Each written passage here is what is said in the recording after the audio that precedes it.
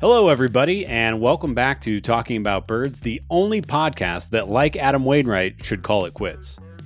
Today, Nate is in Budapest, so I am recording with a new guest. We've replaced Nate, and I think likely for the better, and maybe he'll just stay in Hungary. I don't know. Anyways, we have Kyle Reis with us this week, or with myself this week. Very excited to have you, Kyle. How's it going, man? Oh, it's my pleasure. I'm really excited. I feel like I haven't talked about the Cardinals in some time, and hopefully we don't even talk about the Cardinals. Let's find other things to talk about. Well, yeah, we have a lot to talk about. I do want to talk a minute about Adam Wainwright. We're going to talk about some of the prospects that we received at the deadline now that we've had some time to see them kind of matriculate through the Cardinal system. I also want to bug you about a couple of other youngsters, some of the draft picks and some risers and fallers this season. But we'll get into that after the song.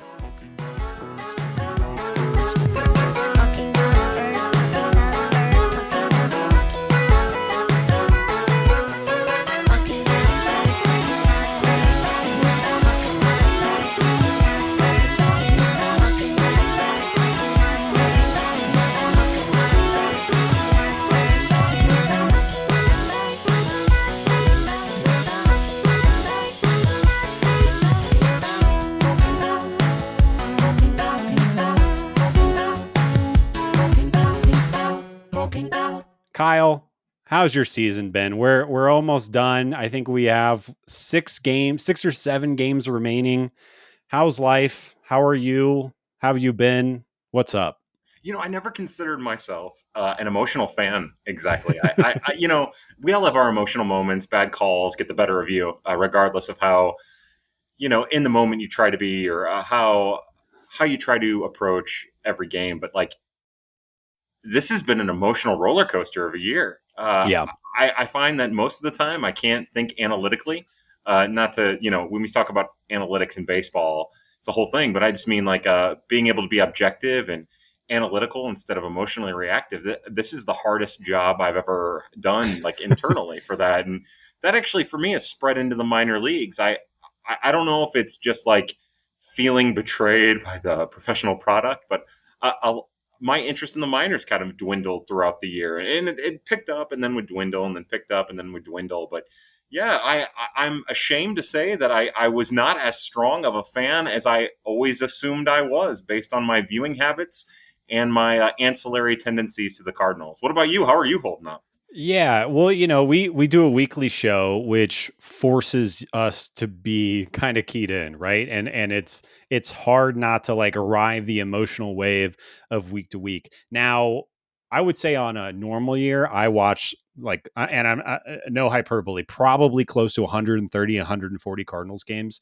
And whether it's on my phone or on the TV or whatever, I'm paying very close attention to them every single day.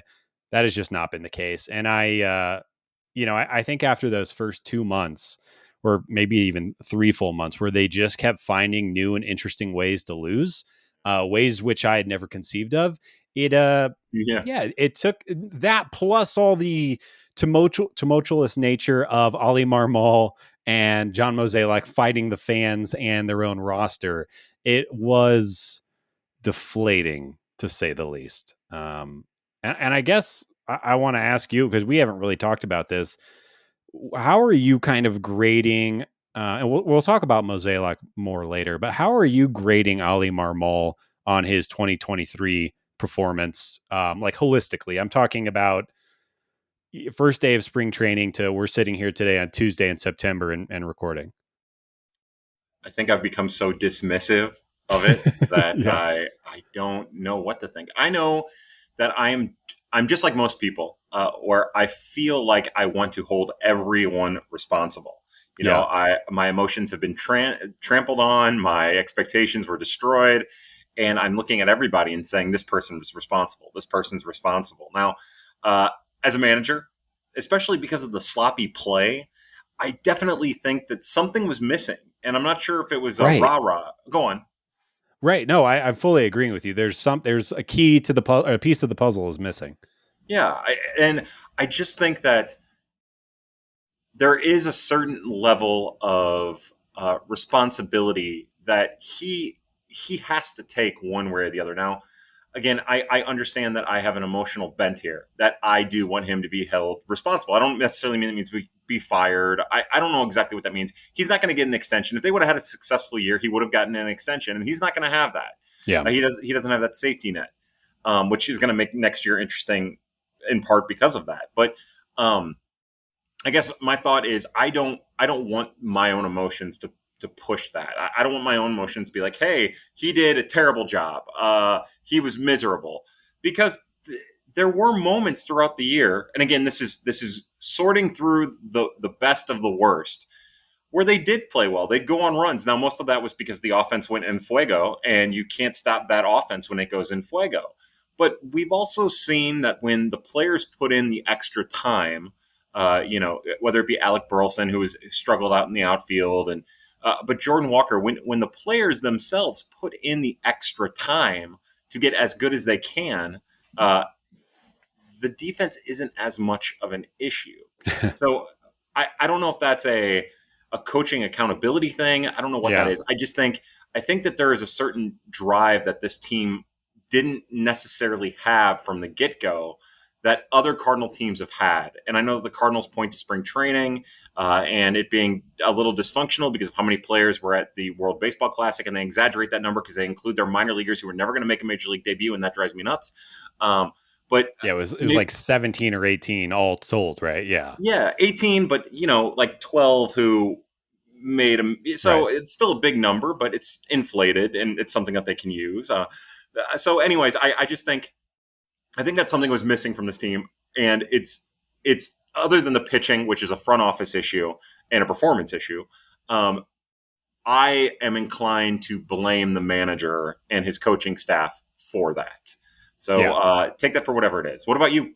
Yeah, I mean, you talk about emotional management from a fan standpoint and how to get mad and everything like that. And I think that specific issue is really my only problem with Ali Marmal this year. Is I think that his game management has been fine. I think that it's easy to look back now and look at the roster configuration, and we all should have anticipated a backward step defensively. Especially when you're running out Jordan Walker, you're trying to get Alec Burleson some ABs, and he's in the outfield and probably stretched there a little bit, even though they both have nice arms.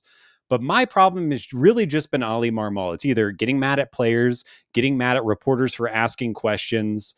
Um, I I don't know this to be true, but I think him and Aaron Boone are tied or really close to tied for the league in getting thrown out of games this year, which really doesn't affect the on the field play. But he just seems like Mike Schultz was a little robotic, and Ali Marmal is not that way. And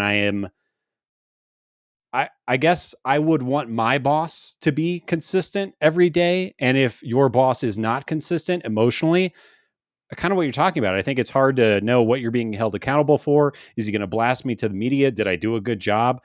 I don't know. I think it's hard to, especially obviously we're not in the locker room. We don't know what those conversations are like once the dust has settled, but there's something wanting there for sure, I would say.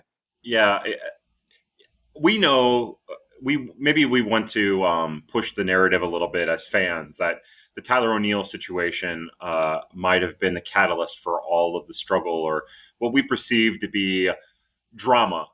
Yeah. And I do think it's exaggerated. We've read reports, we've heard things behind the scenes that shortly thereafter, Tyler and Ollie got on the same page, and there weren't that many issues. Whatever. But I do think that moment set the tone for the season, and it was a bad look in a moment of defeat. Like the first moment of defeat in the season, Yeah. where they threw one away, and everybody handled it wrong. The players handled it wrong. Ali handled it wrong. And that moment set the tone for the season. Now, maybe they come out and they win the next 3 games and the tone changes, but that didn't happen. Uh, they played lackluster baseball, and that continued. And it just Yeah. seemed to be the cloud over the team. Did this team ever look like it was having fun playing baseball this year? That Maybe that Adam Wainwright's 200th win. that first game of the year, Yeah. the opener, the home opener, because they opened at home this year. But that game, I remember. I was at that game. I remember everybody was in it, but there's no denying that throughout the entire year, thanks to Cardinals gifts and people who post clips, they'd hit a home run. They'd be fighting to get to 500 early in the year, or fighting to put together a 9-game win streak, and they'd hit a big home run, and it looked like they were trying to play a joke on a guy hitting his first major league home run. It did not make any sense what was going Yay. on, and again, like, you hear a little bit of information here and there, and it doesn't sound like the clubhouse was an issue. I've heard divided things that, like, there is a veteran presence that doesn't necessarily commingle with the younger players, and maybe that plays into it. I don't really know. I do know that things just didn't work, and Yeah. no matter what the offense tried to do to get everything in line, it didn't work with the pitching, and because of that, you would have good starts that would get blown up by the bullpen, and games when the bullpen didn't even matter because the starts had been bad. So that the attitude, the change Yeah. in the clubhouse, whatever it was, leading into the poor pitching, doomed this season from the get go, basically. Yeah. Yeah, there was just thinking back on the year, we were trying to make the hamburger phone happen. People were trying to have fun with that, and then that kind of just faded into obscurity, and no one ever saw the hamburger phone again. My pet theory, so I think that, like, something around this, there's definitely something that's just like a little bit off, and it might just be 5 degrees. I do have a little pet theory that I think that the Ryan Helsley injury was a lot more damaging to the Cardinals and their ability to turn shit around. Yeah. It was limited by that, especially when you had guys like Gallegos kind of have an inconsistent season, and he had health issues, and who's the guy that's now a Blue Jay, Genesis Cabrera. He looked like he was the second coming, and then quickly fell off. The bullpen consistency, and I think because you lost your big horse, your ace in the bullpen, Ryan Helsley, it kind of, trickle down economics into everything being terrible for everyone and on the pitching staff and specifically the bullpen. Yeah, and Um, at the same time, Helsley early on in the year, and he might have been nursing injury, who knows, but especially his knee, but he was bad. They'd bring yeah, him into a safe situation, and he wouldn't be able to close it, and that played into it too. So yes, I think you're right. I think the Helsley injury and him not being 100% or whatever, that there's just no coming back from having what is your most talented arm. Not just yeah, on the entire pitching staff, not having your most talented arm available to you all season, yeah. or for the Man, portion of the well, season. yeah. Now I'm just yeah. What, probably 80, 90 games, something like that. Yeah. The chunk of the middle of the season, and it's hard to it's hard to come back from that. And I think Ben Clemens, fellow St. Louisan, wrote a great article last year comparing Helsley's fastball to Jacob deGrom, and when you lose a Jacob deGrom out of the back end of your bullpen, yeah, like I said, it's hard to come back. All right, I want to talk really quick. We do have a bit of good news, or I don't even know if this is good news, but Adam Wainwright earlier today said that he's done pitching. He is not going to throw another major league inning. He is ostensibly retired. Obviously, he got to win number 200. This podcast is really, really pulling for an AB or two, maybe a start at DH before. But I guess if I could just kind of get your general thoughts on Waino, his season, how you're feeling right now. I know you've been following the Cardinals as long as I have. Wainwright's kind of our daddy or Yeah. our uncle or whatever. How are you feeling about all of this? Because of his personality and his Yeah, charisma and charm, he feels like a member of the family. yeah, That's, to me, that's the one thing that separates him from Yachty in a lot of ways. The fiery competitor that Yachty was, I have the utmost respect for, but Waino was like a brother. He reminds me of my older brothers, and he makes his debut when I'm 20 years old or 19 years old, and I just feel like I've had this older brother in a Cardinal uniform for the last 50 years or whatever it's been. This year sucks. There's no yeah, way around it. They shouldn't have paid him. Look, I'm gonna get the unpleasant stuff out of the way before I get into the pleasant. They shouldn't have given him the contract, the 17.5 million last offseason. We all knew the dangers that this was going to be. He was terrible when he was healthy. He had a couple good moments in the World Baseball Classic, which was fantastic.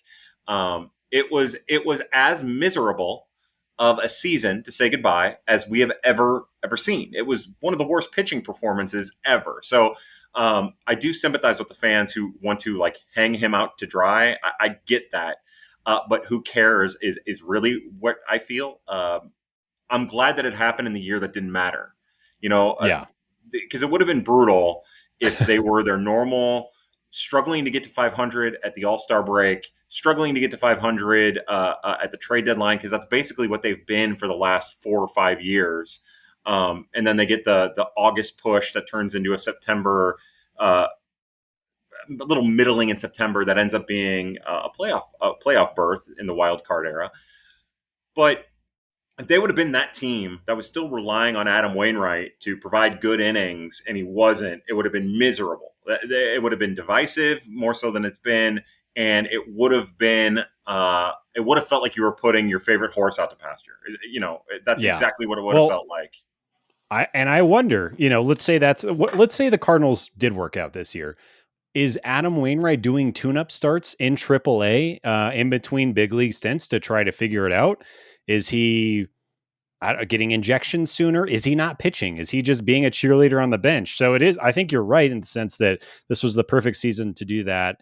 But back to your point about the 17.5 million and this is where I get really critical of the front office and baseball ops for the St. Louis Cardinals is I get Wainwright had a fine year last year. He was clearly messed up the final month and a half, and the Cardinals decided to re-up him for $17.5 million. You're making that bet on the second oldest pitcher in baseball, I think only to our good buddy Dick Mountain, who is, well, I don't know. He just tosses that curveball, and I think he's going to pitch till he's 45, 46. He's a prince. But making that bet when you're not feeling confident about Liberatore, when you're not willing to make the jumps for Graceffo or McGreevy or these other guys that we know in the minors, and you have Steven Matz and the, what it's hard for me to understand what the thought process there, and it's not specifically Wayno's fault, but it's the entire roster and the way in which they decided to go about building it that was my biggest question. Yeah, they have an internal evaluation problem, and that Yes. stems back for years now. That they still, like when they traded Rosarena and they got kind of blown up for that, and then Alcantara and Gallon, and then a couple years past, they get blown up for that. They have an internal evaluation problem. Candidly, they had it with Jordan Walker. As good as Jordan Walker's season has turned out, coming out of spring training, they internally evaluated him higher than what they should have. And it put them in a bad position on the outfield, which put them in a bad position long term. Not long term, short term, of course. But there is no doubt that there are eternal evaluation issues within the St. Louis Cardinals, and that they need to figure that out and fine tune it. I respect the scouting staff and the player development staff within the organization. I respect the front office. It's been a terrible year for a couple years now. They've been talking about how good their pitching is, and they've barely been holding on pitching wise, and we saw it all fall apart this year. They've been unwilling to change their patterns because of how much on the field success, as I use my fingies to do that thing that people do. The whites, they do this. But that's all just to say that, like, something is wrong and they need to change their model, and they can talk about changing it and talk about changing it. We've heard them talk about changing their own internal evaluation model for years now, and it hasn't happened, and we're still seeing that. And until that changes, and until they can start, taking advantage of opportunities presented to them, this is always going to be the chance. That this is always going to be what they have the capability of being, which is a team 20 games below 500 that really just treads water and hopes for the best until they can get reserves, if they're in a position to get reserves at the deadline. And it's a shame, but to me, that's what it is. Giving Waino 17.5 when you knew, first off, no team's going to give Adam Wainwright that. He's only where was the competition exactly? Yeah, fully agree. He's only that valuable to the Cardinals. Yeah. And at that point, if somebody's going to give him 17.5 and he wants to go play somewhere else, then let him go play somewhere else. Yeah, it just happens. You can bring him back for one day and we can retire as a Cardinal, and he'll still have the same pageantry. I understand that there's a monetization with the 200th win that they were going to bank on, and all the stuff that comes with the guy's final season. Sure. That they thought would be worth investing that money. But again, all their free agent contracts have been kind of trash. Wilson Contreras worked out for the second half of this year, like a way that I don't think any of us thought it would in the first half. But they're For really bad. now, I have a lot of Exactly. concerns about how that's going to age. How many slugging catchers age well past 30 years old? Only the elites, Yeah. only the elites, and maybe he ends up being that. Yeah. He's made me more of a believer. I never thought that we get the second half out of him. This is way more than I ever thought that we would get out of him. So I'll refrain from that. But how soon is he going to be a left fielder, or permanent DH? Like, these are real things that we're going to have to worry about for years Right. on end. But anyways, they're really bad on the free agent market, except for on those short term 1 year deals for a couple $1 million. Like, that's the only spot in recent memory where they've done really well, and also finding potential minor or major league arms on foreign markets at a discounted price. They still haven't dipped their toes into the high end. That's why I've been trying to find like the American players playing in foreign leagues that might sign 2 year, $16 million contracts, and not Yamamoto or any of the high end foreign born players, Right. because that's kind of what they do. But yeah, look, again, to ramble, they're bad at eternal evaluation. Something in there needs to change. And the only time that they've done well is when they've traded guys that they didn't have a choice but to trade at this deadline. Yeah, That's really it.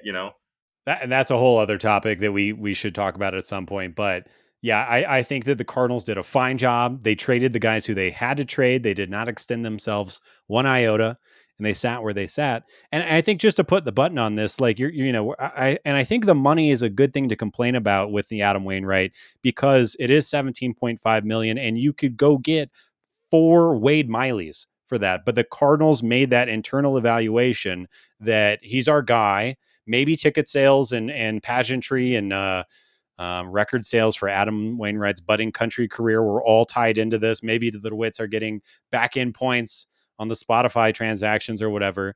But yeah, it's hard to say that that was a smart move. It was hard to say that that was a smart move 6 months ago, and obviously it looks pretty dumb now. So, anyways, we're talking about Adam Wainwright. The Cardinals made a mistake. I think we're all happy that it's over. We're happy he got to 200. I did want to talk to you about something that's a little more exciting and something that we can dream on a little bit more. And we have a lot of interesting names that we received at the trade deadline.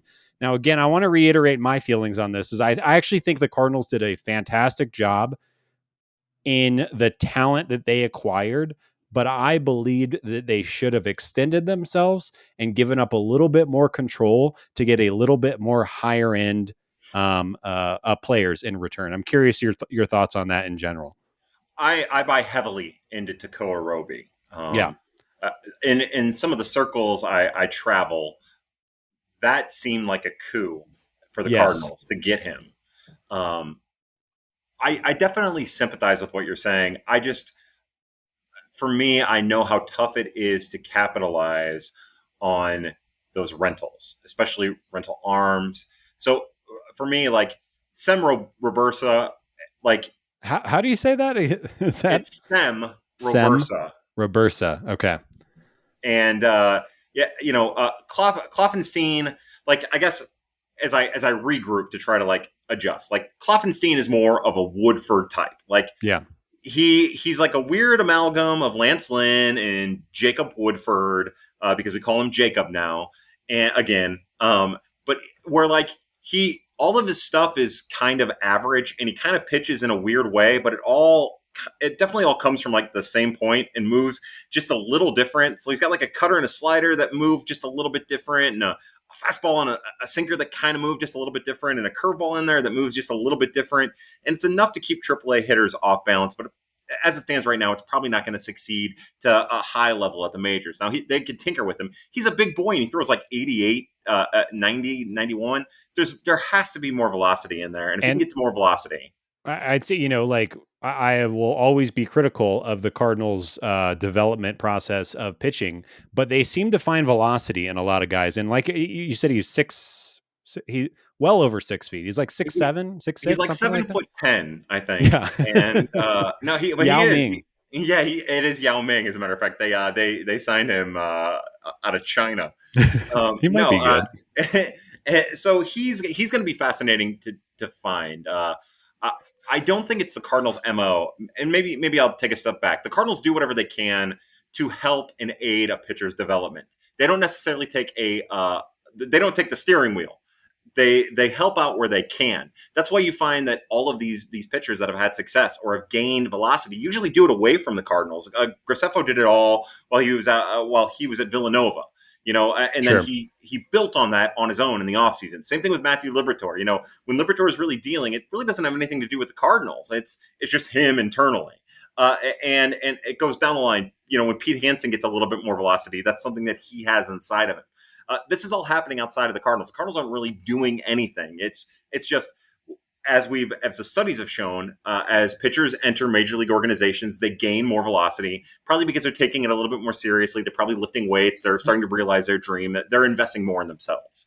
It really is away from the Cardinals, but it's, Kloffenstein, he's going to need to find some if he's going to have continued or any type of major league success. Otherwise, it's Right. just going to be middling here or there. And Robersa is just really interesting. Like, again, I think he's one that has capitalized on Cardinals' teachings, which is to command the zone, to use the zone. Because when I watched Sem in the Blue Jays organization, and I watched nearly all of his starts from this year, I don't remember how many. I want to say 8 or 9.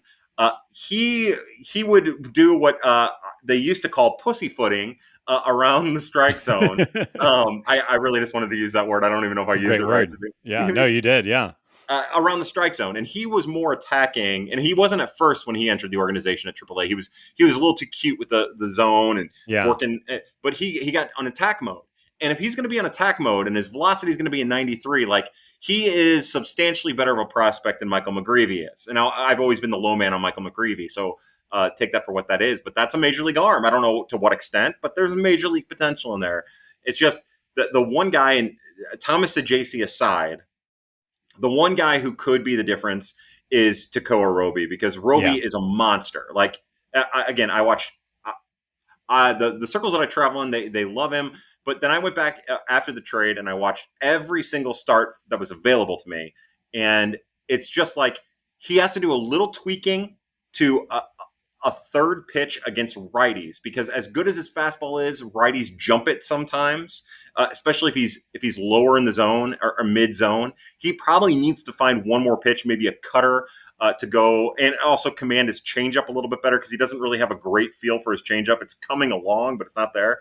But between that fastball and curve, he's going to be a reverse splits guy who gets in on lefties and could be something more. He's just like, he's Graceffo with a better fastball, and Graceffo's fastball is really what holds him back. That and maybe some pitch tipping, arm slot issues that he needs to work on. But that's the difference. Roby has the potential, and again, potential is whatever. Take that for whatever it is. It's an easy throwaway line that we all use. The front offices use it. I use it. We use it as fans when we're talking over a beer. But the potential is there for him if he can just tweak things a little bit to be a major league starter, and relatively immediately. Like, that's how Yeah. good his stuff is.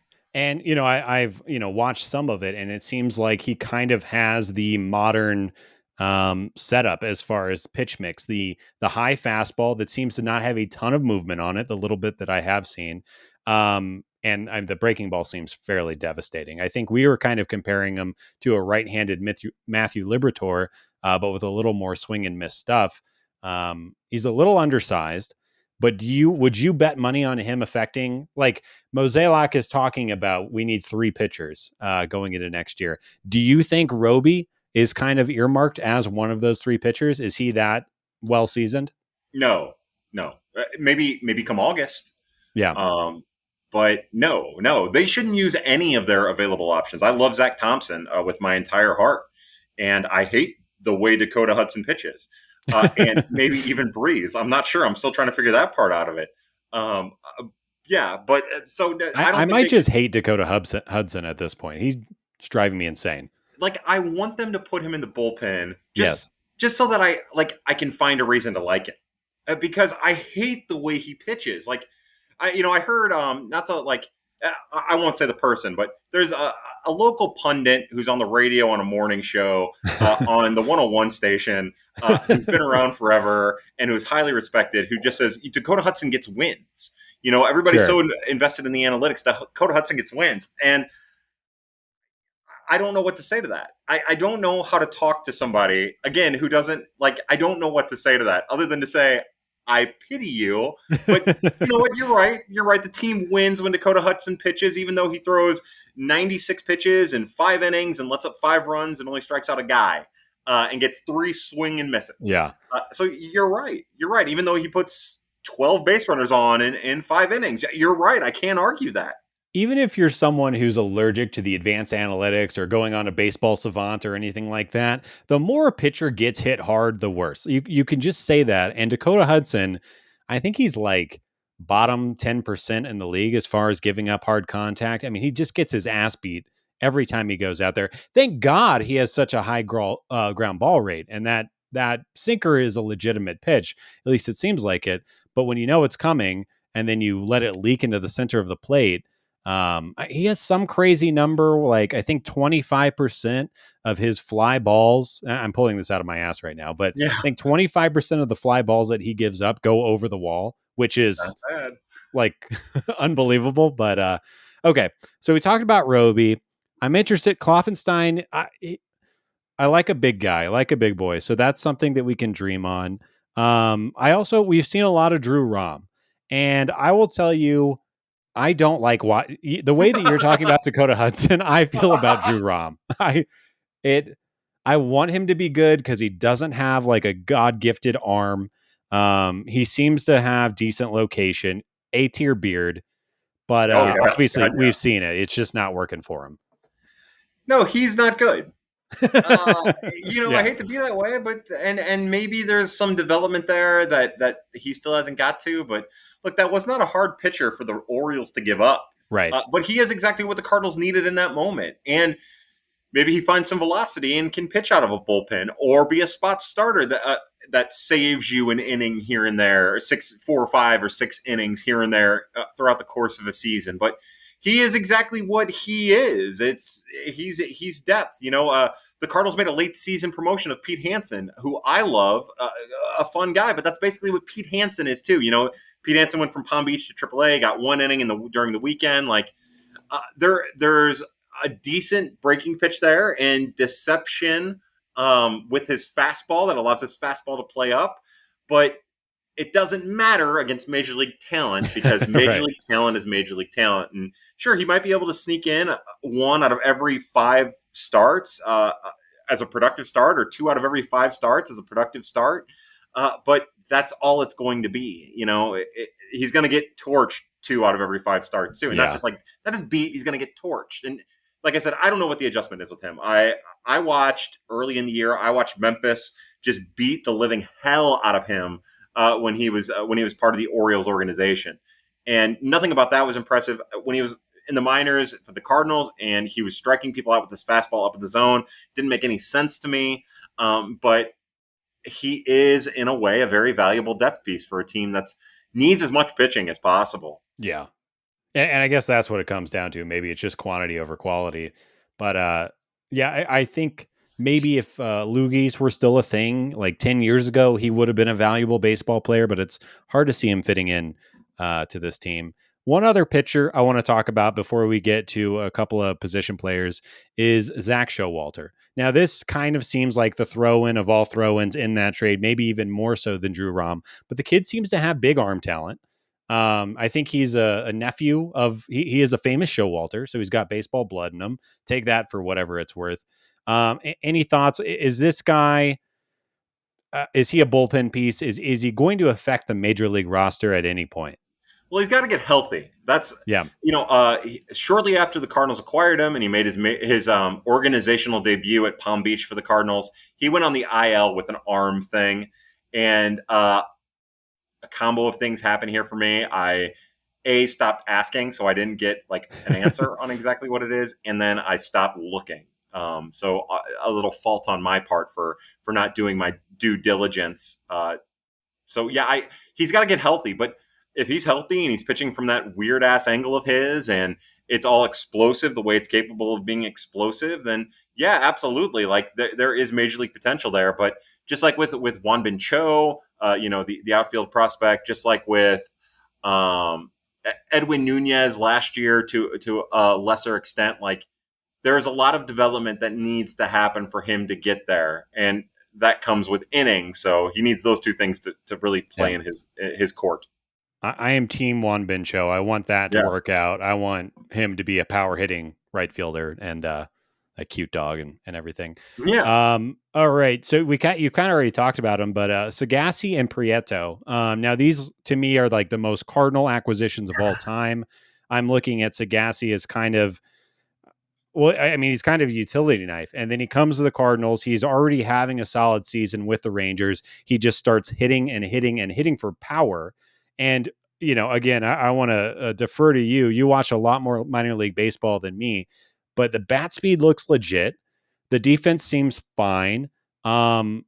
This kind of feels like a bit of a steal. I'm not saying that he's going to take Nolan Arenado's job or be the shortstop or second baseman of the future, but he seems like a guy that could affect the big league roster really quickly and kind of be like, I don't know, if Daniel Descalso could actually had a hit tool or something around that. Yeah. He's fun to watch, especially at the plate. Yeah. His power, Thomas. By the way, I love how you pronounce his last name, Sagassi. So, I've heard somebody recommended we call him Sag-assy. Um, Sagass, if he was really shitty, we'd have to call him Sag-assy. But his name is Sagisi, Sajasi. Yeah, the Thomas JC. Okay. Sajasi. All right. Um, yeah, I do want to give. I usually have a lot of fun with John Denton whenever the opportunity arises. But he actually wrote a really good article about some background on Thomas Sajasi that I hadn't seen out there into the ether about how his mom passed away just a couple years ago, and how he's kind of come to terms with that, and how she still like her memory pushes him, and it's it's my understanding with talking to some people involved with the Rangers, pardon me, that this year he came in and it was an aggressive promotion, as a 21-year-old at Double A, and he came in and he was overextending himself a little bit. He wasn't getting a lot of fastballs. He was getting nothing but junk early on, and it really was like in June, before the Cardinals even acquired him, that he started finding his power and he started being a little bit more selective at the plate. Now, I guess the one thing with Sajasi at the plate is that his contact tool gets him in trouble sometimes. It hasn't gotten him in trouble at the minor league level, especially not this year. But we started to see at Memphis over that very, very, very small sample size that his contact tool works against him sometimes because he can make contact with everything, like and a that like a forces him to make. David Fletcher type problem where he just swings at everything. Yeah, Yeah. he's a little bit more disciplined than somebody who swings at everything. But if there's a pitch to be around the zone, he's going for it. Like Yeah. there's no doubt about it, and he can usually do a little something with it. But we saw him struggle a little bit again in that very very small, not worth analyzing sample size at AAA.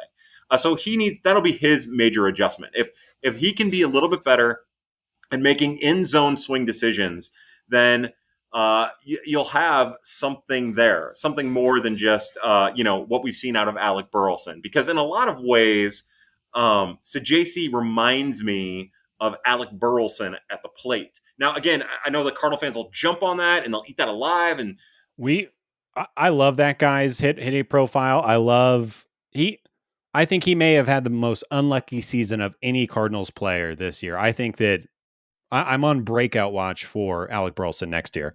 yeah, I'm with you. A little luck. I mean, a little luck because of his Yeah. number of at bats changes the whole season and the whole talk that we're having. But people forget how good Alec Burleson was at Double A and how great he was at Triple A once he got a little taste of the league. And they have the same issue where they're just so good at hitting and they're so good at staying alive in counts and understanding what they're going to be approached with that when you get to the major league level, it works against you because of how talented the pitching is. So he's going to have to be a little bit better about his in-zone swing decisions if he's going to be an everyday contributor. I have faith that he will. I think that this was just the first step, just like I have faith, like you said, with Alec Burleson. I think in a different circumstance, Alec Burleson figures it out. I don't know Yeah. if it'll happen here because I just don't have faith that it's going to happen here. Like it took Lane Thomas 2 years away from the organization to get there. Justin Williams never got there. Man, It's Justin Williams. Haven't thought about that guy in a while. Yeah. I thought he was going to come up again and give us 40 bombs. Yeah. Well, that's another fascinating story because that's why you don't get in love with exit velocity. Its contact is just as important. I Right. think that's one of the things we might be running into with Victor Scott a little bit, who I love with all my heart. But that again, getting a little ways away from that, sticking with Thomas Sajaci, he he's made solid strides defensively. He's a smart kid, a smart base runner. His footwork in the field is a little off. They'll get that cleaned up. He'll work hard to get it. And just like with Alec Burleson, who's a little bit more limited with his athletic ability than Sajaci is, I say a little bit, but it's quite a bit more.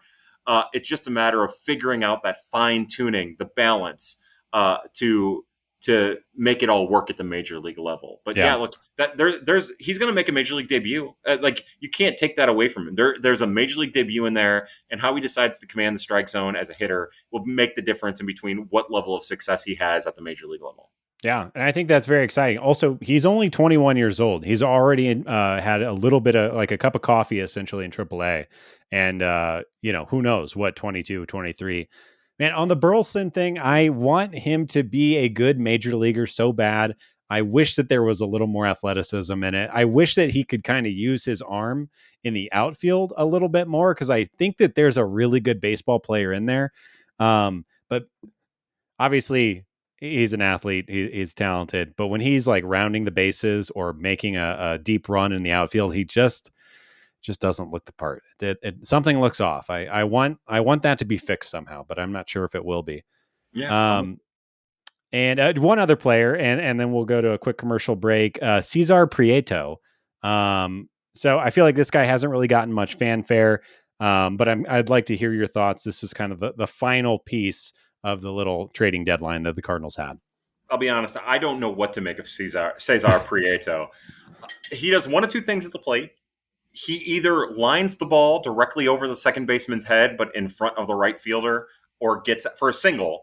Of course, he does more than this, but it seems like it's either that a line drive hit about 95 to 97 miles an hour right over the leaping second baseman's head, right in front of the right fielder, or it'll be a grounder between the first baseman and second baseman, or he gets out.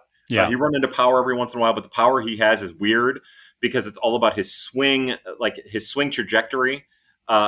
Because all of his home runs are hit like 97 miles an hour. He doesn't unload on balls. Yeah. It's the weirdest thing, but his bat to ball skills are outrageous, just like Nick Dunn. Like the two of them have outrageous bat to ball skills.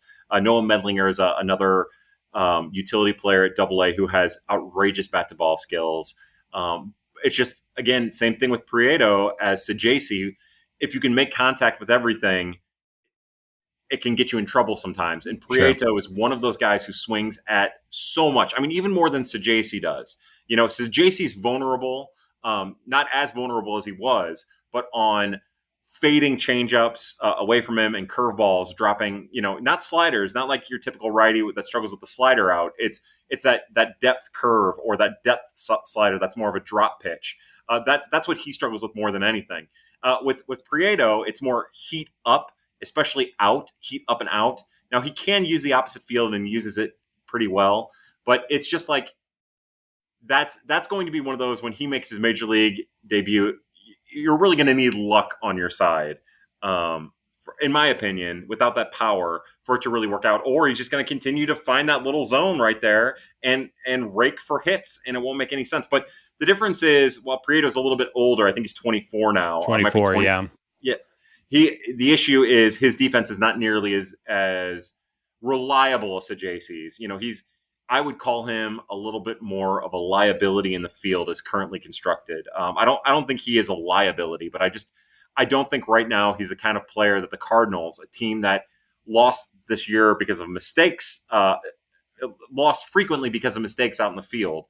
I don't think he's the kind of player that the Cardinals would ever be in a position anymore to rely on to field second base on a regular basis, and he's not I don't like him exactly at third. I haven't seen Yeah. enough to really have a feeling about it. So And I mean, honestly, normally I wouldn't, even bring up a 24-year-old infield prospect who's the 14th ranked, depending on what list you're looking at with the Cardinals. But the Cardinals infield depth and yeah, I guess really just infield depth, full stop. It looks really, really shallow all of a sudden. Obviously, we have Mason Wynn, who I think we're all very excited. I can't be more excited about him. I think he's going to have a great next year, and that'll be fun. You have Tommy, you have Brendan, you have Gorman. I think that some of those guys, one or two of those guys, are likely to be traded, and it kind of puts guys like Prieto and Sagasi. Now I don't know how to say it again, but so it puts JC, these guys Sagasi, two and then G's, just do JC. JC, yeah, JC.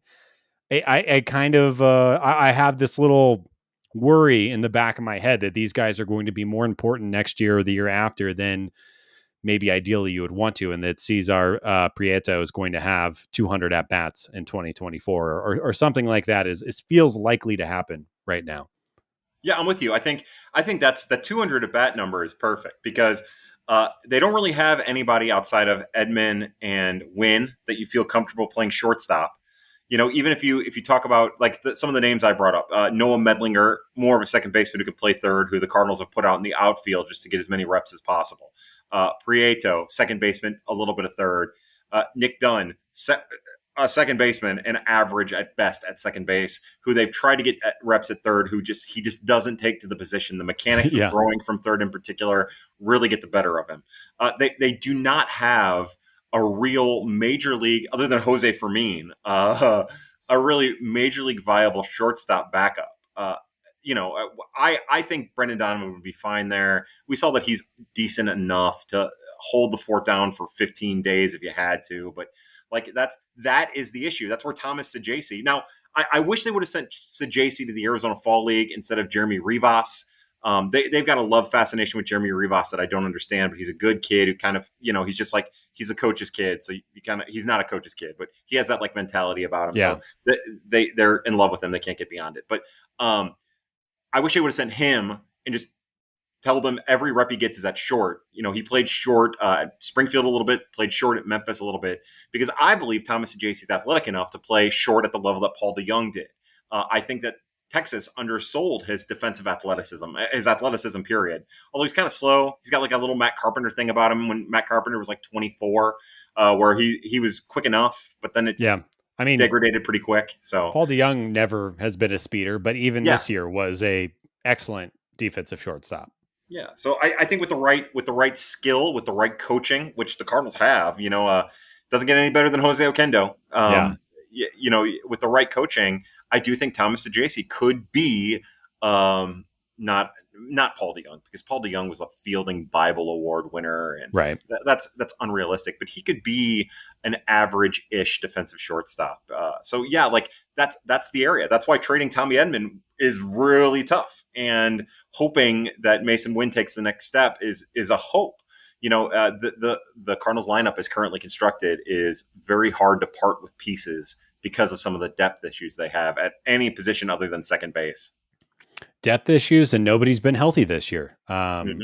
It's hard to say Gorman is our second baseman. Brendan Donovan, we haven't seen him in a while.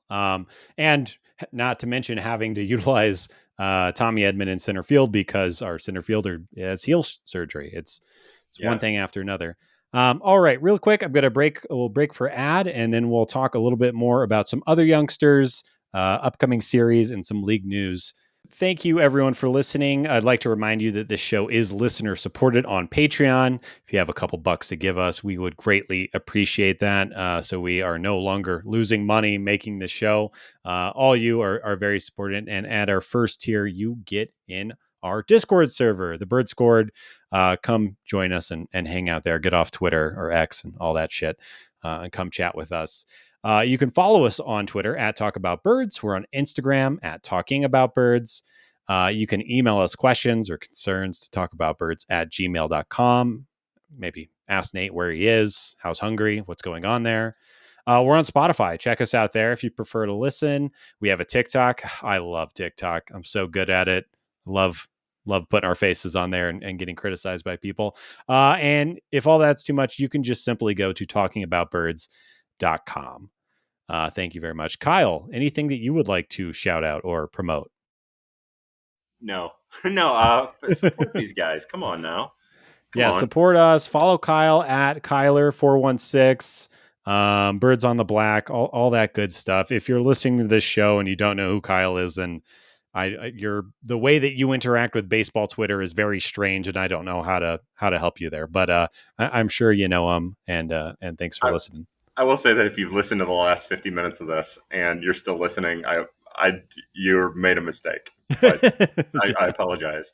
I would like to promote apologizing to you for listening to this. It's a methadone, right? It's we're addicted, and it's just it's slightly less worse than being on Twitter or something like that. I don't know.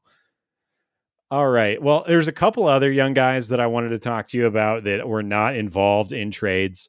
I think that to start off, I just have to ask you how you feel about Chase Davis. Number one overall pick. He gets cargo comparisons, which makes I'm really, really trying to be chill about this because I just have a deep love for Cargo, the way that he, especially when he was healthy and younger, the way that he played the game and everything like that. The left-handed swing, the arm, the athleticism. He's kind of built like a little house. Anyways, am I overly excited for Chase Davis? How are you feeling about that pick? And this isn't just one person. This is like dozens of people in my direct messages asking me if he's a bust. Uh, I hate all of you. I cannot explain how much I hate each and every one of you. Look, it was not what you know, in a very limited sample at Palm Beach after being drafted, he did not have a ton of success. Right. It was not like I don't think he hit a home run. There wasn't a whole lot of doubles power in there either. You know, the numbers weren't jumping off the pages, and it's tough because you see other players that were drafted around that area who are already promoted levels, and it's tough because you see the struggle and you see the lack of power and you get a little worried that the Cardinals made the wrong decision. Now, I'm the type of person who believes in making your opinion on the draft on draft day. I love the move on draft day. The Major League Baseball draft is a fickle mistress. It does not make any sense at all. There's too much going on behind the scenes that people just don't understand, myself included, and I understand it pretty well. I don't understand it nearly as well, and I don't even know if major league organizations understand exactly what's going on most of the time. That's how like that's how aggressive the Major League Baseball draft is. It was the right move to make. He is a dynamic talent, a dynamic athlete, and a very engaging young man. It's just that he got off to a bad start in the organization. This stuff used to happen all the time, and no one had any idea. And when I say this stuff happened all the time, I'm not talking about like 1994 or even 2000. Like back in 2017, no one would have known or cared that Chase Davis didn't hit for power and his average was low. Like people just wouldn't have cared. Like I think about Dylan Carlson. Dylan Carlson was, he starts off with the Florida Coast League back then, the FCL, and he's not particular, or the Gulf Coast League, the GCL. Florida Complex League is where they're at now, but he starts off with the GCL, and he's just okay as an 18-year-old. Now that's a whole different story, but like people didn't care about that then. They didn't care about Dakota Hudson. Jordan Swaggerty making it to Double A was a huge thing. I remember that. But even then, that isn't what it is now because of how connected we are and how aggressive people follow minor league baseball, myself included. I'm part of the problem here. So he's a right kid. I love him. I think he's super athletic. I think he's in for a big 2024 season, and people need to just chill. Sit on a block of ice, calm the fuck down, if I can throw that out there, and just wait to see what happens Yeah. because it's a long year. It's a long college baseball year, and then it's a hell of a transition into minor league baseball, and not everybody makes it as quick as others. I'm kind of shocked that he played as many games as he actually ended up playing in single A, because I believe he made a deep college run as far as their team was successful and they had some college playoffs. They had a longer college season. But I'm really I'm happy to hear you say that because like I said, I'm kind of I'm worried I'm getting too excited for him, and just the profile, the video, everything that I've seen, especially from his final year in college, he looks yeah, he looks really, really impressive, and somebody who would complement Jordan Walker and the young kind of Cardinals nucleus really, really well, especially with his time. He's 21. You know, his timing as far as when he should make the big league should kind of work out well with that, assuming health and production and all that good stuff. But yeah, that's exciting to hear. Yeah, I think for him it'll be the same thing. Swing decisions.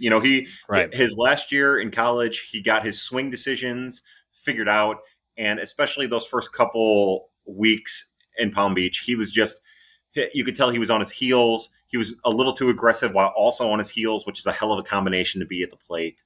And this stuff happens. Yeah. So 2024 it is. 2024 it is. Next guy I want to talk about, if anybody follows Kyle on Twitter, I think you'll probably know that he has a bit of a, I don't know if I can call it a crush or an affair or an infatuation with this guy, but he had 94 stolen bases. He made his way 2 different major league levels. He found a little bit of power this year. He was walking at a good clip.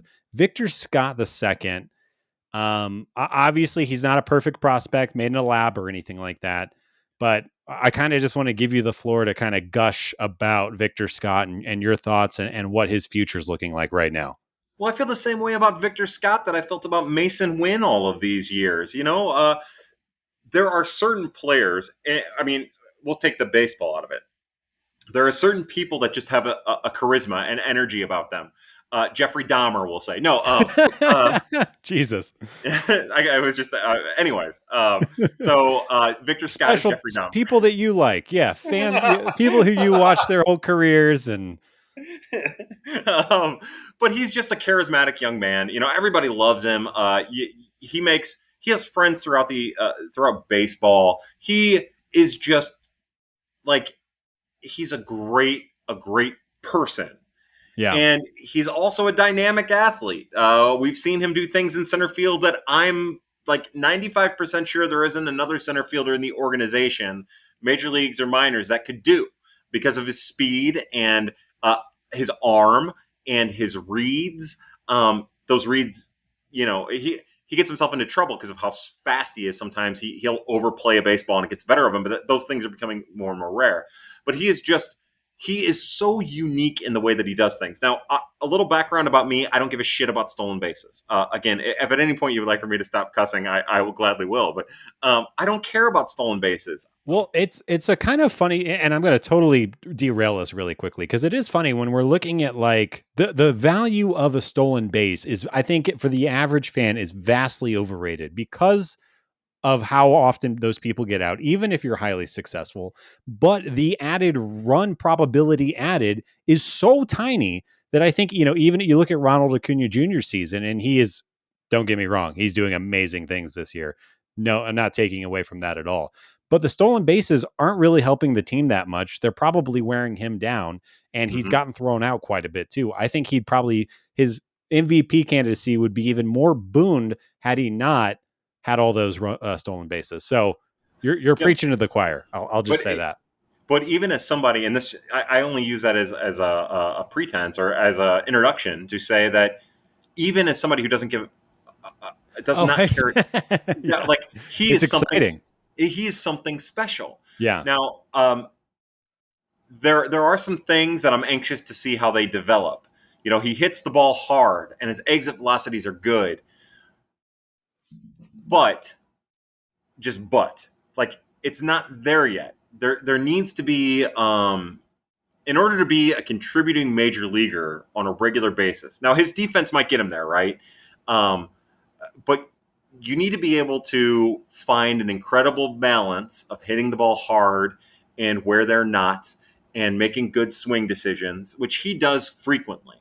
But he's not as major league ready, and I'm gonna regret saying this. And I love this kid with all my heart. So sometimes I end up being a little bit more, a little harder on these people, the players that I really like, because I want to see them as major league ready as possible when they get to the majors, so that it's not as much of a fan feast as it can be, especially with Cardinal Nation.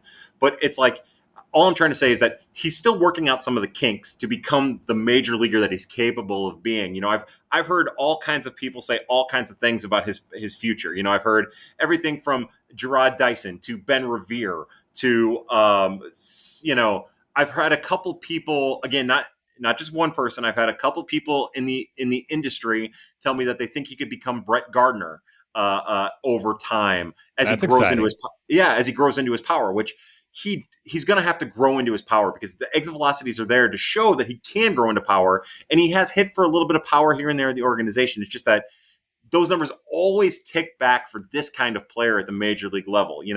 I think in a very rudimentary way, he's some combo of Tony Womack and Ender Inciarte. As crazy as of a combo as that is, now maybe there is a player like that that I'm just not thinking of. I do think mechanically there's a lot of like Ben Revere comparisons. He doesn't load the way Ben Revere does. He's more hands through the ball. I do think if he wants to access that power, he's going to have to load a little bit more than he does. But I don't. If he's walking, which 7.5% on the year it probably isn't enough. But if he's walking and he's bunting his way on base because he's a really good bunter too, then he does have, in this modern era of base stealing, the chance to, and with his defense and with how smart he is on the base paths, the chance to be a major league, even if the power doesn't develop the way it needs to, a major league caliber center fielder on a team with a very good offense like the Cardinals have the potential of having. Like they can have Mason Wynn. I think Mason Wynn he's not going to hit 240 with a 260 on base percentage. Right. But this offense is good enough that you can have Mason Wynn at short hitting 240 with a 280 on base percentage, and Victor Scott, if Victor Scott's doing those other things that he's capable of doing and playing the center field that he's capable of playing, doing something similar, and both of them not hitting for power as long as everybody else is doing their job. So I look, I think he's going to develop into an everyday major league center fielder. I don't know if he's exactly too far away from that, but I do think it's unrealistic to expect that power to continue, especially with this swing as currently constructed. I think that there's going to be an adjustment there. I think he'll make it. I think it'll take time. It's just a matter of how much time it's going to take. Yeah, look, he's a hard worker. He's a smart kid. Yeah. There's a real chance that he could go into spring training next year and have discovered the little swing pattern to get to that power. And it's hard not to be excited about it. Just looking at the big fat stats, a guy making a trouble move from high A to double A, and the numbers all getting better. And maybe there was some luck involved there. Maybe there was a change, but raising his OPS from 763 to 823 after that jump, same amount of games played at both stations, pretty impressive. And he's only had 2 years with the Cardinals, but a 367 on base percentage. I think you said the walk rate was around 7. But yeah, I mean, it's the offensive profile is kind of rounding out. And if he's contributing on the base paths and in defense, then that's, I don't know, a 3-4 win player, Yeah, like base level. And maybe he taps into some of that power, but I'm excited to yeah. I talk think about something a I, little less exciting. Oh, I sorry, just want to say Kyle. real fast. I Yeah, want yeah. just one thought. Like he's going to have an amazing Arizona Fall League. He's going to be by the time the Arizona Fall League's done, everybody in the world is going to be talking about Yeah. Victor Scott the second. Well, at least we have something to pay attention to in this next month or so. So that'll be good as the Cardinals season ends. All right. Tink Hence, Gordon Graceffo, Michael McGreevy. I say those names. I'll also, I meant to say Cooper Jerpy as well. Um, None of these guys has really had a great year. Cooper Jerpy still in high A and was fine. Graceffo and McGreevy kind of seemed to take a step back. T. Kent was fine and then got promoted and wasn't so fine. How are you feeling about the Cardinals pitching prospects outside of Tekoa Roby, who we already chatted about? How are you feeling about that group of guys who I think we all kind of assumed I assumed at least one of those guys would affect the major league bullpen, maybe get a spot start this year. Obviously that didn't happen and won't happen. How are you feeling about the future is I guess what I'm trying to say. I still believe in Hence and Graceffo and Jerby. It's a shame that Jerby had to get those loose bodies removed from his elbow, Sure. and it derailed the innings that he had. But again, we'll see him in the Arizona Fall League, which is the positive in all of that because more than likely he's going to do some dominating in the Arizona Fall League. So I still believe in Graceffo, Hentz, and Jerpy. I think with Hentz, the one thing that we saw is that he started working behind. He was trying again, same kind of thing, trying to get too cute with this stuff. And then early on, once he started struggling, he would do the get me over fastball. And at Double A, you can't do that, no matter how good your fastball is. And it was the first time that he had ever faced that. So getting behind and then not having success with the get him over fastball really worked against him. I didn't get to see him get blown up in the playoffs, the Texas League playoffs. I didn't watch that game. I just had too much going on, and I haven't had time to get caught up to it. I don't know exactly how he got blown up the way he got blown up. My guess is that he was still working behind. So that's going to be the thing. He's going to need to be more aggressive Yeah. inside of the zone and just trust that he's not going to get blown up. Graceffo is interesting. Like I said, when you talk to people outside of the Cardinals organization, everybody, like, the elephant in the room with Graceffo is his arm angle. His fastball slider apparently, and I could be getting this wrong. I get this wrong all the time. But the fastball slider come from one angle, and the curveball changeup come from a different angle, at least a different release point maybe. And those two things work against him. He's going to need to sort that out. His fastball isn't, like, from a movement profile, isn't particularly great It, either. is that something that he's playing with for deceptive purposes, or is that something he's doing unconscious that he needs to clean up? Ah, I don't want to say. I don't know Yeah. for sure. Yeah. My guess would be that it's just how he throws the baseball. I know Sure. that. Look, same thing with him. He's a workhorse. He's going to do everything he can because he's a competitor to have the competitive advantage. So maybe it is there. I have no doubt that, and part of his work ethic is what goes into my thinking that I haven't given up on him, even as a major league starter. I think at the very least he's a bullpen guy. I was always the high man on Ryan Helsley. I'll stay the high man on Gordon Graceffo too. Um, I'm not. I have not. I will not, and I cannot be high on Michael McGreevy. I just like. Sure, he's going to have a major league debut, and it's going to be okay. And he's going to get some outs with sliders and sinkers, and if he uses the curveball a little bit more, which he's a little bit more reluctant to use, and they want it to be a handed matchup pitch, sure, he might have a little bit of success. But he's just okay. Like, there isn't a high upside there as currently constructed, and he's starting to get older now. Like, he's not a 21-year-old that you can project. Like, he's 23 and working. He should be at what they projected him to be when they drafted him. But of course, they're not really doing a whole lot to help him either. So it's, hopefully they can take some strides there too. But like, I've never been a big Michael McGreevy guy. In a lot of ways, and I think I was on the radio at some point and I said he kind of reminds me of some amalgam of Dakota Hudson and Luke Weaver, where there's two pitches there, and if the two pitches are going, they're working well. But the issue is that he's going to need batted ball luck as his stuff is currently constituted, and that's Well, dangerous. It's a dangerous, slippery slope. and those guys were good.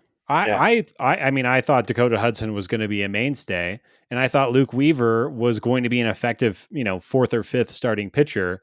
But then I guess kind of what you're alluding to is that it was fine until maybe a little athleticism slips, a little velocity slips, a little injury pops up, whatever it might be, and now those guys are, well, they can't hold a job down.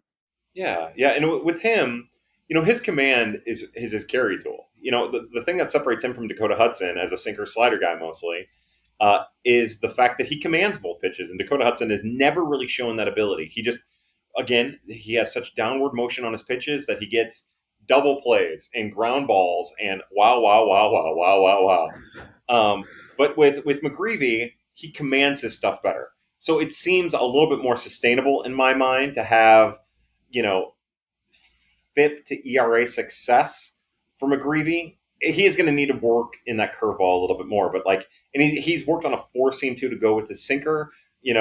So there is a potential there that he could be a fifth starter, fourth starter, and again, the elephant in the room being velocity. If Yeah. all of a sudden he's throwing 95 miles an hour, there's no telling what his ceiling is. Right. Yeah. Like this guy may have been an effective Cardinals player 10 years ago, but it does kind of seem not only uh, kind of seem to fly in the face of the way that the Cardinals are drafting now, even though this guy was only drafted a few years ago, but the way that the organization and Mo and everyone is talking about, I think I've heard Mo say swing and miss, 175 times in the past 4 months.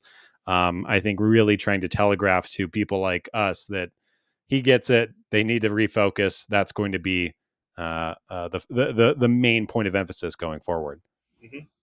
Yeah, I'm with you. Hopefully. Hopefully. All right. I will stop drilling you about the kids. Really quick, I just want to hit on that the Cardinals have 3 games in Milwaukee and then 3 games in St. Louis against the Reds. And that is all she wrote. I think there's not really much to say about this. Milwaukee pretty much has the division locked up. The Reds are done.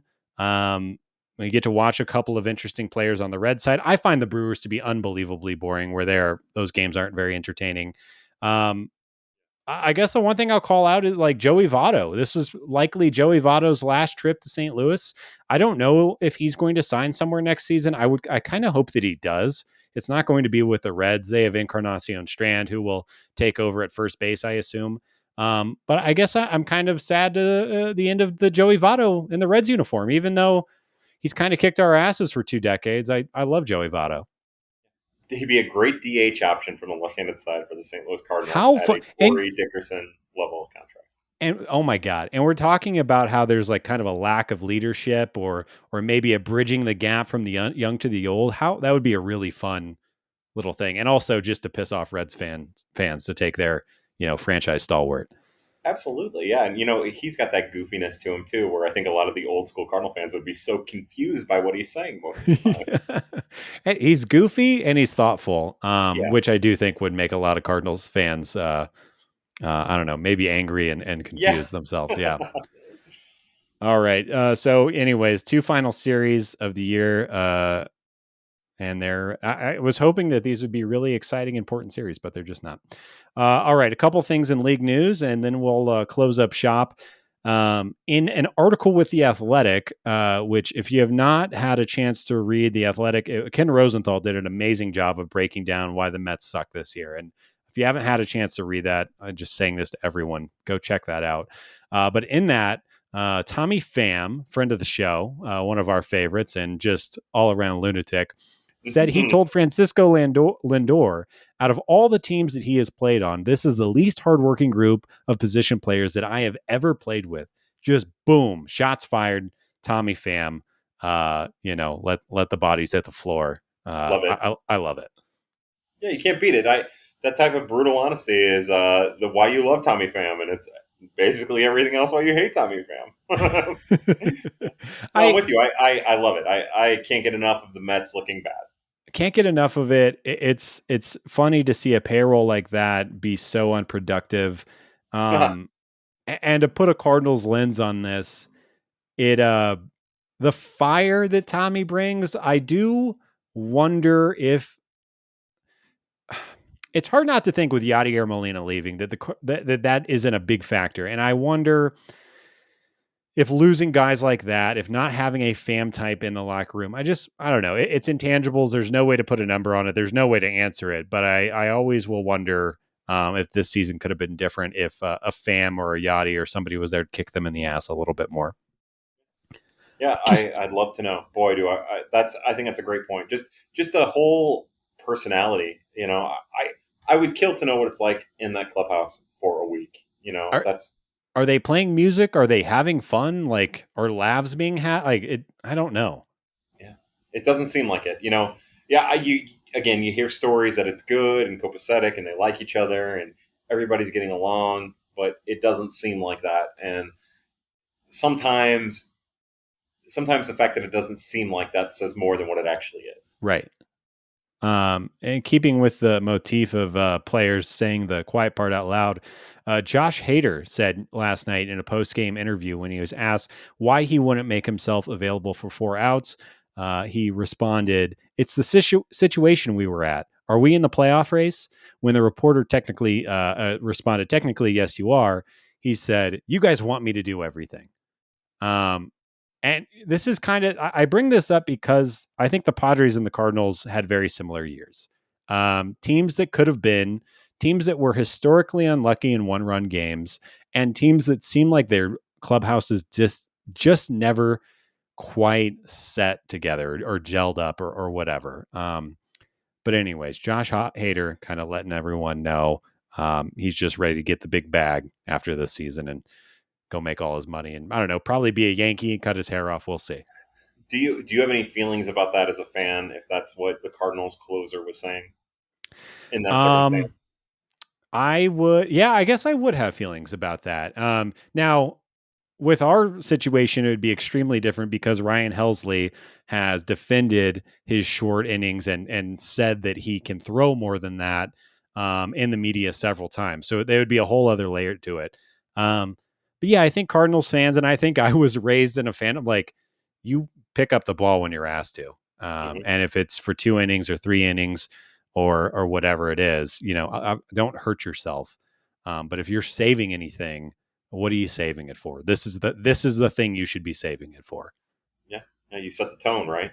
Set the tone, which is another reason why I love Ryan Helsley is because he just the introduction with all the lights and he goes out there and he gives you everything. It's hard to look at a guy who's throwing 102 and be like, he's got more in the tank. Yeah.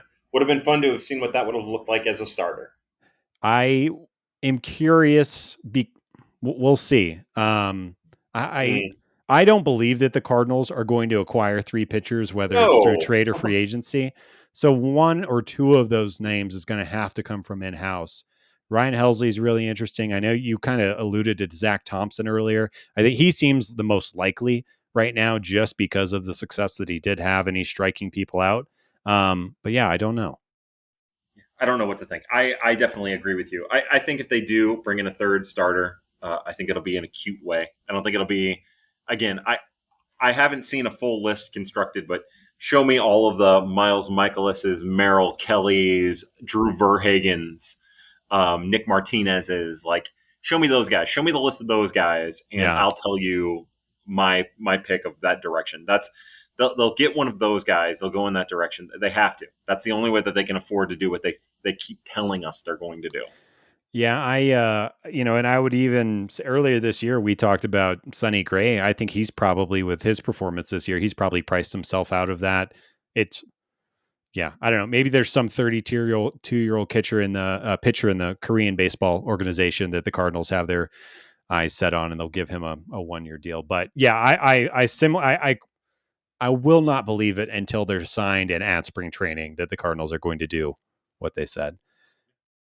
Two other quick notes. Terry Francona is set to end his career as Guardians manager and is likely to retire due to health reasons.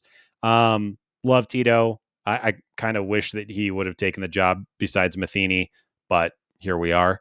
And I don't know, just love Terry Francona. And then today, like right before Kyle and I got on, Hall of Famer Brooks Robinson passed away at the age of 86. So sorry to end it on a bummer. But obviously, Brooks Robinson, not much needs to be added there. And that's all I got, Kyle. I'm glad you made the time for us. Thanks for, or just for me. Nate didn't do anything. I should be clear about that. But I'm glad you made the time, and I really appreciate you sitting here. If I can ask you just one last question before I let you go, who gets your vote for National League MVP? Acuna. Acuna. Okay. I think he's probably going to win it. Yeah. All right. What are your strong feelings about it? So I talked about this with Nate a couple episodes ago. I think what he's doing is incredible, but I think Mookie Betts being able to be the best right fielder in baseball and play second base just And puts it short. over, and shortstop puts it over just a little bit because they like who. Well, first off, who the hell can do that? He's having one of his better offensive seasons ever, and it allows you to align your defense where you can go put Jason Hayward, who is the second or third best right fielder in baseball out there. You don't have to play Miguel Rojas, who is he's a fine defender, but can't hit. It just makes your team so much better. And I honestly, I just have a crush on Mookie Betts. I just love him. Yeah. Damn right. Yeah. I'm with you. Yeah. I don't care if I can be as blunt as possible. I just said again, it's like a natural, I guess I'm an alphabet guy. Like A comes before B. And I was like, Acuna, I did it. It does. And I think he's going to win. And, in the off season when we have nothing to talk about, I'll complain about that for 30 minutes on some segment. So Good. We got that. Awesome. All right. Well, thanks again, Kyle. Again, you follow him on Twitter. Again, if you're not following him, I'm shocked, but at KYLER416. Thanks for listening to the show. Nate will be back next week. Thank you. Bye. Talking about birds, talking about birds, talking about